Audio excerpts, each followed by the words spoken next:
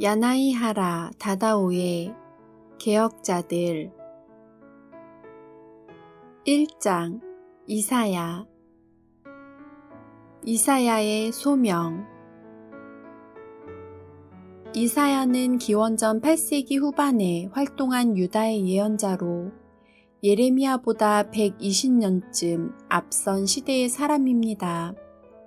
이스라엘에서는 사무엘 이래 크고 작은 예언자가 알프스의 봉우리처럼 잇따라 나타났지만 그 중에서도 가장 위대한 사람이 바로 이사야와 예레미야입니다. 예레미야에게 마터 호른 같은 깊이가 있다고 한다면 이사야에게는 몽블랑 같은 크기가 있었습니다. 예언자는 하나님의 계시를 보고 하나님의 음성을 듣고 이를 백성에게 전하는 사람입니다.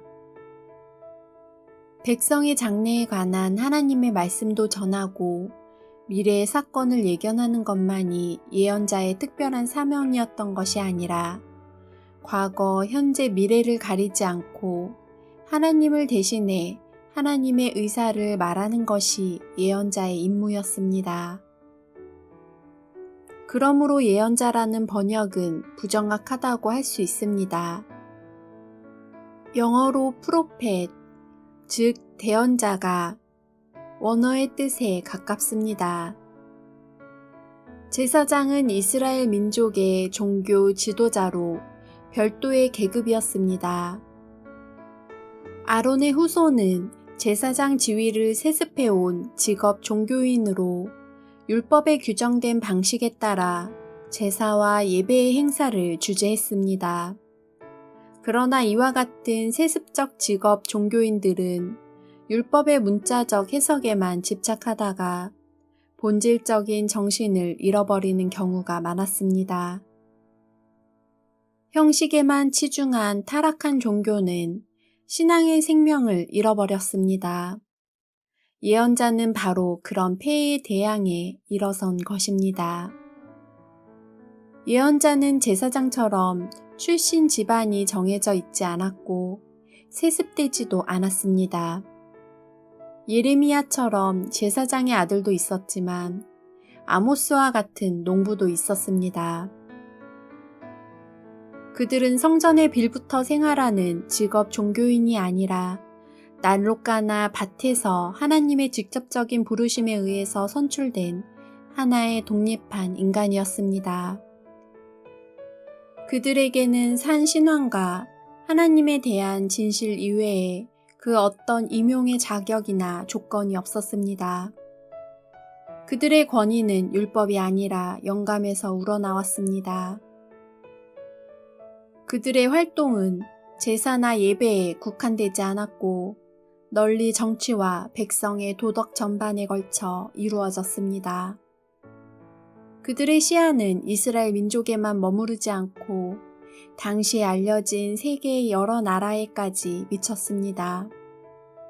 정치인과 종교인과 모든 백성 전체에 대하여 자유롭고 독립적으로 하나님의 말씀을 대언하고 하나님의 정의를 땅 위에 이루기 위하여 생애를 바친 사람들이 바로 이스라엘의 예언자였습니다. 그리고 이사야는 그 중에서도 가장 중요한 예언자 가운데 한 사람이었습니다. 이사야의 아버지 이름은 아모스라고 적혀 있을 뿐 그 가문이나 경력은 기록되어 있지 않습니다. 다만 이사야의 예언이 도시 생활에 관한 것이 많고 이스라엘의 지리에 밝은 점으로 미루어 보아 그는 수도 예루살렘의 주민이었을 것으로 추정됩니다. 또 그의 예언이 상류 계급의 삶을 주로 다루고 있기 때문에 그 역시 귀족 계급이었거나 상류층에 접근할 수 있는 지위였을 거라고 짐작할 수 있습니다. 이사야가 처음 예언자로 소명을 받은 것은 우시야 왕이 죽은 해, 곧 기원전 740년입니다. 그때 그의 나이는 기록되어 있지 않지만 20세 전후였을 것으로 생각됩니다. 경건하고 다감하고 예민한 청년 이사야가 홀로 예루살렘 성전에서 예배를 드리기 위해 머리를 조아리다가 호련히 높은 좌석에 앉아 계신 하나님의 환영을 보았습니다. 하나님의 낫은 영광으로 빛이 나서 우러러 볼 수도 없지만 그 옷자락은 성전 안에 가득 찼습니다. 하나님을 모시고선 스랍들에게는 각각 6 날개가 있어 2 날개로는 낫을 가리고 2 날개로는 발을 가리고 2 날개로는 날면서 서로 하나님을 찬양했습니다. 거룩하다 거룩하다 거룩하다 만군의 여호와여 그의 영광이 온 땅에 충만하도다. 이사야 6장 3절. 이런 찬양 소리가 성전 문지방의 기초를 흔들었고 성전 안에는 연기가 자욱했습니다. 이 장엄한 광경을 보고 이사야는 반사적으로 부정한 자신의 상태를 자각했습니다. 그리고 이렇게 외쳤습니다.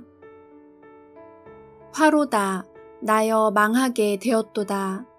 나는 입술이 부정한 사람이요. 나는 입술이 부정한 백성 중에 거주하면서 만군의 여호와이신 왕을 배웠음이로다. 이사야 6장 5절. 그 말을 하자 스랍 중 하나가 부젓가락으로 제단 위에 숯불을 집어 이사야에게 날아와 그 입에 대고 이렇게 말했습니다. 보라, 이것이 내 입에 닿았으니 내 악이 제하여졌고 내 죄가 사하여졌느니라. 이사야 6장 7절. 그때 이사야는 하나님의 이런 음성을 들었습니다. 내가 누구를 보내며 누가 우리를 위하여 갈고.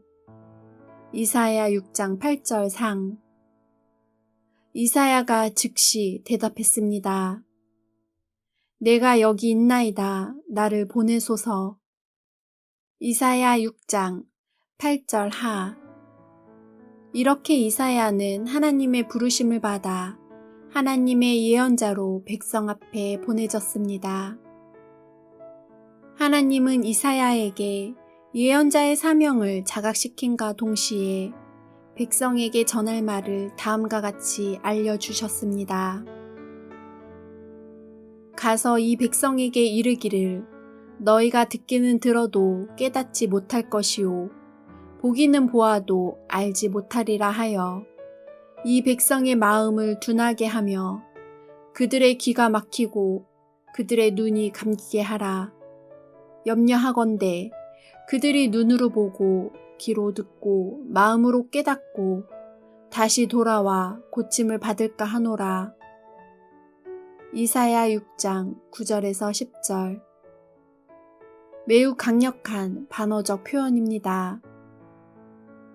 깨닫지 말라, 알지 말라, 치유받지 말라는 것은 깨달아라, 알아라, 치유받으라는 강렬한 사랑의 경류가 담긴 말입니다.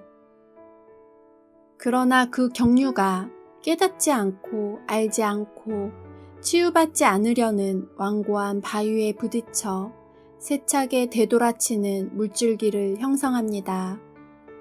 이 말 속에 하나님의 한없는 사랑과 완고하고 깨닫지 않으려는 백성의 마음에 대한 정확한 인식이 포함되어 있습니다. 이사야여, 가서 이 백성에게 구원의 길을 말하라. 그러나 이 완고한 백성은 쉽게 내 말을 듣지 않으리라. 그들은 맞아도 하나님에 대한 순종을 배우지 않으리라. 성읍들은 황폐하여 주민이 없으며 가옥들에는 사람이 없고 이 토지는 황폐하게 되며. 이사야 6장 11절. 신앙으로 나라는 부흥할 것이다. 이것이 하나님이 이사야를 예언자로 보내면서 그에게 알려주신 말씀입니다.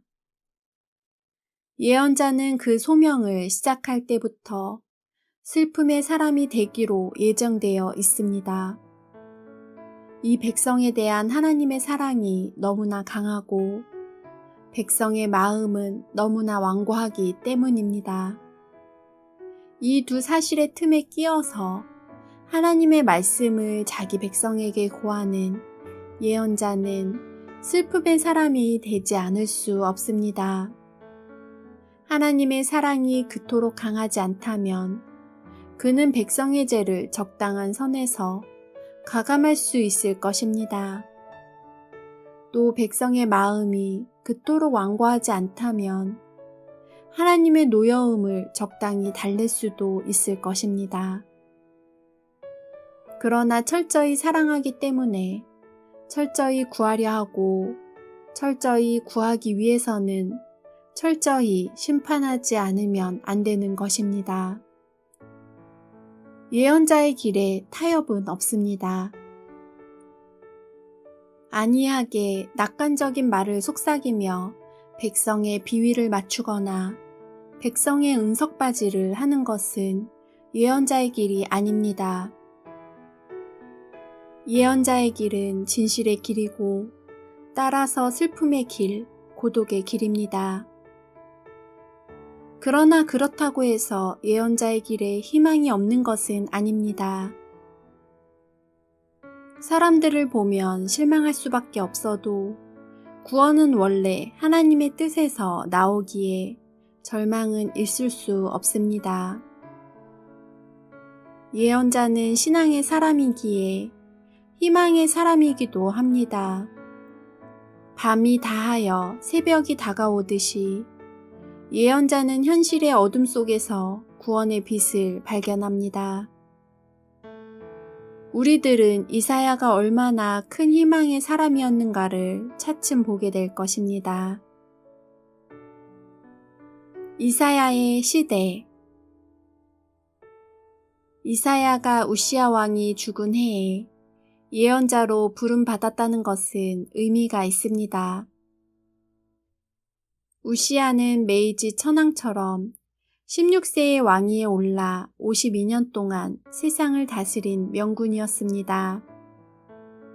하나님을 두려워하는 마음이 두텁고 목축 및 농업을 비롯해 유다의 국내 산업을 진흥시켰습니다. 또 30만 7,500명의 군대를 거느리고 예루살렘의 축성을 강화하고 블레셋 사람, 아라비아 사람, 마온 사람, 암몬 사람 등 주변의 여러 민족을 쳐서 영토를 확장하였으며 특히 홍해에 접한 아라탕을 획득하여 중개 상업을 통해 이익을 거두었습니다. 이와 같이 북극 강병의 업적을 거둔 그의 이름은 멀리 이집트 국경까지 퍼졌습니다. 그러나 유다국 멸망의 위험도 그 속에 깃들어 있었습니다. 첫째로 여러 나라와 교통하며 접촉이 왕성해졌고 이것은 여러 형태의 우상 숭배가 국내에 수입되는 발단이 되었습니다. 둘째로 사치 기풍이 조장되어 태폐의 싹이 텄습니다. 셋째로 빈부격차가 크게 벌어졌고 정치와 재판은 공정성을 잃어버렸습니다. 넷째로 군사비 부담이 커졌고 이는 서민들이 궁핍해지는 원인이 되었습니다. 다섯째로 정치 군사 지도자 계급의 세력이 강대해져 횡포의 폐단이 나타났습니다. 이상과 같은 사실이나 경향은 북극 강병책에 뒤따르는 폐해로 우시야 왕의 치세에는 아직 뚜렷하게 나타나지 않았습니다. 그러나 생각하는 사람들에게는 이미 나라의 장래를 걱정할 만한 원인이 싹트고 있었습니다. 그것은 우시야 왕 자신의 일신상에 일어난 하나의 사건이 강하게 상징하고 있습니다. 역사는 이렇게 기록합니다. 그가 강성하여짐에 그의 마음이 교만하여 악을 행하여 그의 하나님 여호와께 범죄하되 곧 여호와의 성전에 들어가서 향단에 분향하려 한지라. 역대하 26장 16절. 향단 위에 향을 피우는 것은 제사장의 임무여서 설령 왕이라 해도 접근이 허락되지 않았습니다. 그것이 율법의 규정입니다. 그런데 우시야 왕은 높아가는 자신의 명성과 위세를 믿고 교만해져 율법의 규정을 어기고 스스로 향을 피우려 했습니다. 그 때문에 그는 하나님의 벌을 받아 이마에 나병이 발생했고 죽을 때까지 별궁에서 살았습니다. 이것은 권력자의 교만이 나라를 망친다는 것을 보여주는 예표였습니다. 이 우시야 왕이 죽었습니다. 청년 이사야는 영명한 군주였던 우시야의 죽음을 애도하고 장래의 국운을 생각해 보았을 것입니다.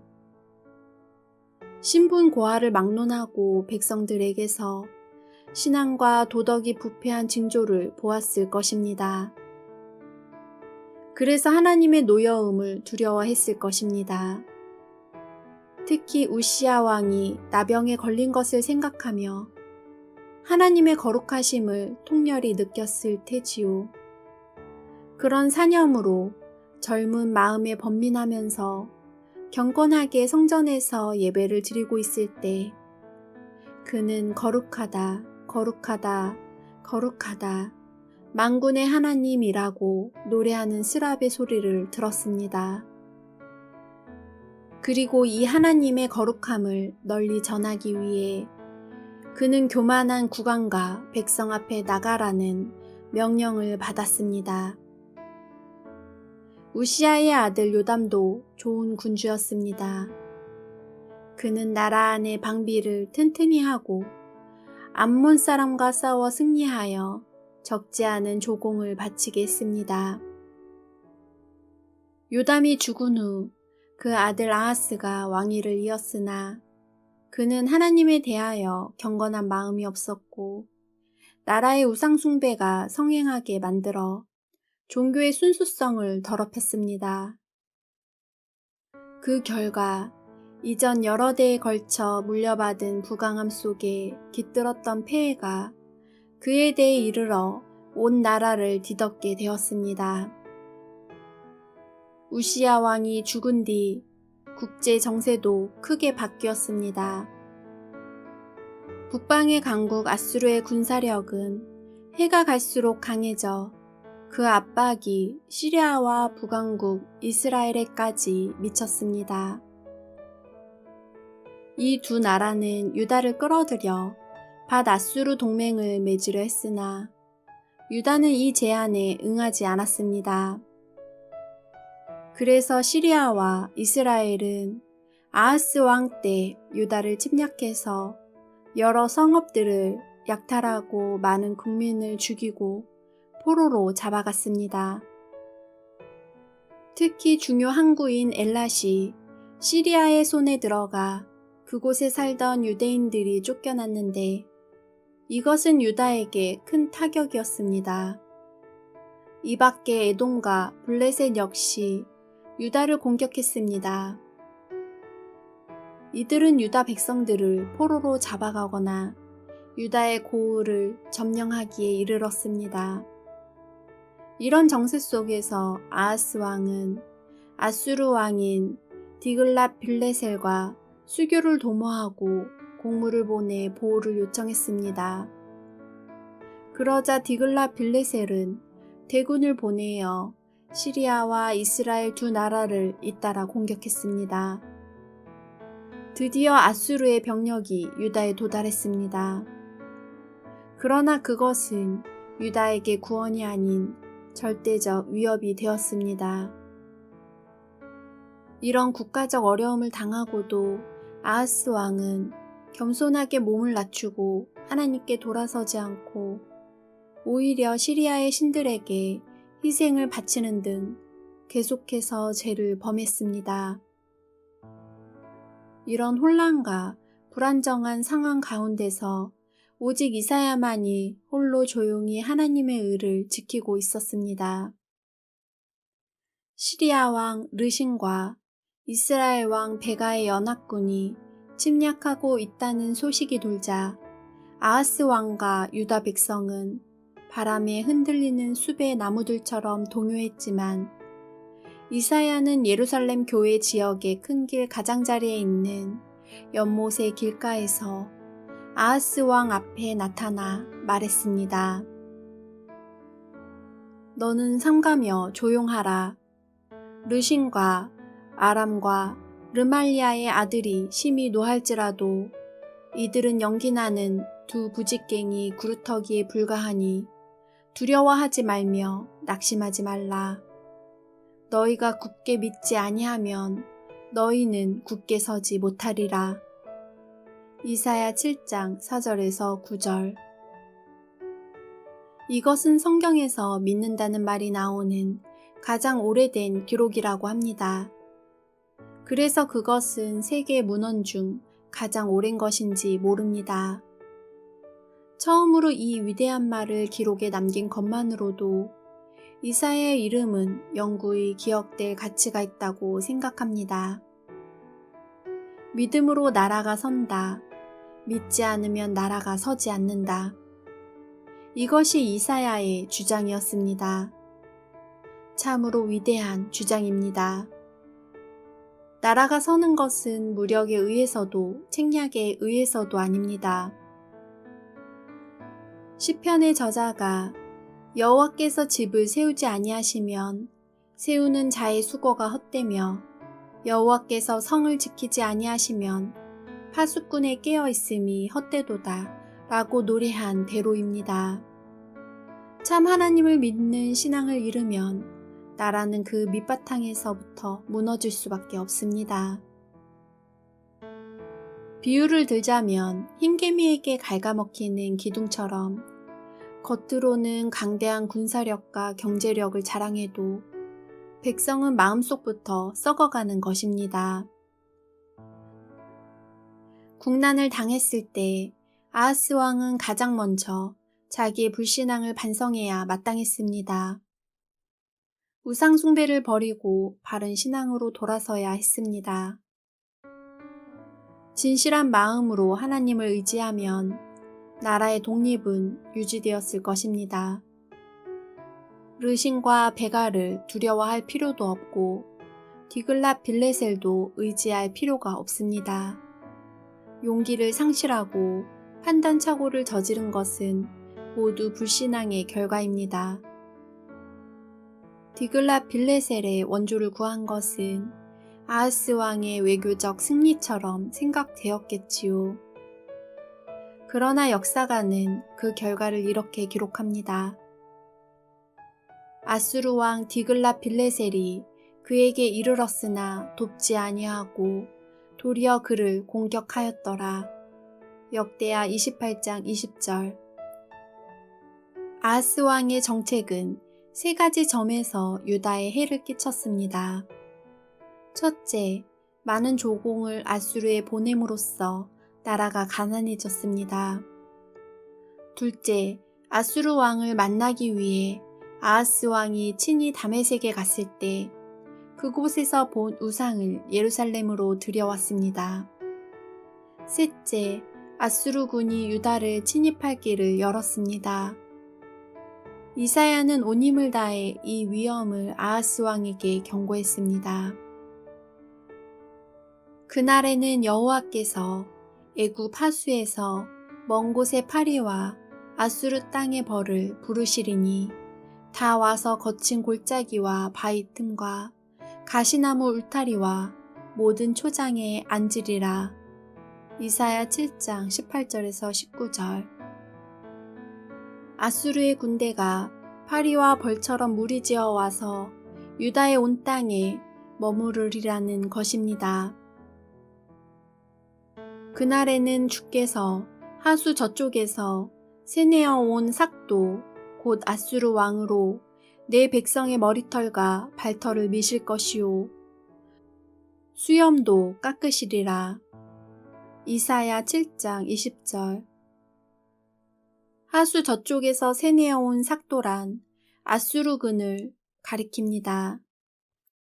유프라테스강 저쪽에서 아수르군을 불러들여 시리아 이스라엘 연합군을 막으려 했건만 도리어 유다 자신의 장식인 머리카락도 그 칼로 삭발하게 될 줄을 어찌 알았겠습니까?